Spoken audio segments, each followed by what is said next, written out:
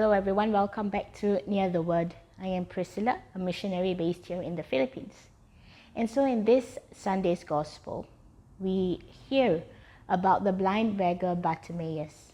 And something that caught my attention was that he was not born blind, because he told Jesus, "No, Master, let me see again." And so that gives us a clue that he was once able to see, and perhaps due to an illness, due to an accident, some circumstances in life that caused his blindness.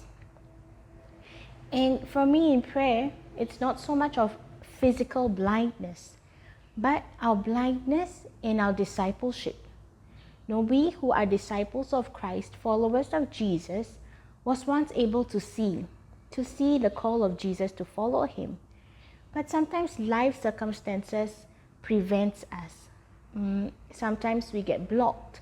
Sometimes when we go through something very difficult, it causes us not to see the road clearly, not being able to see where Jesus is calling us. And so we just sit down by the fence or by the roadside waiting.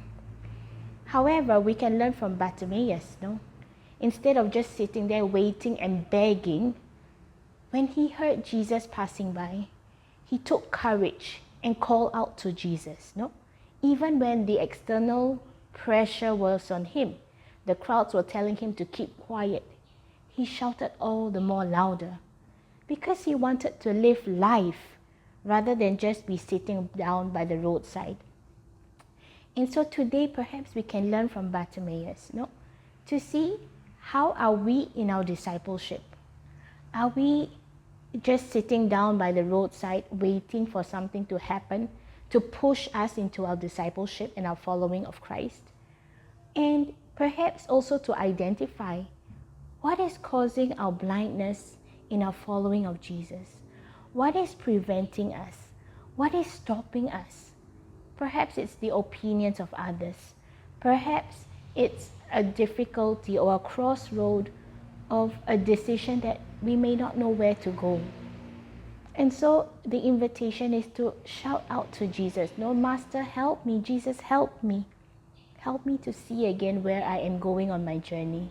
Help me to be able to live life again joyfully in my following of you. That I can continue to follow you along the journey. That I can continue to be your humble servant, being the greatest in your eyes." Have a blessed Sunday, everyone.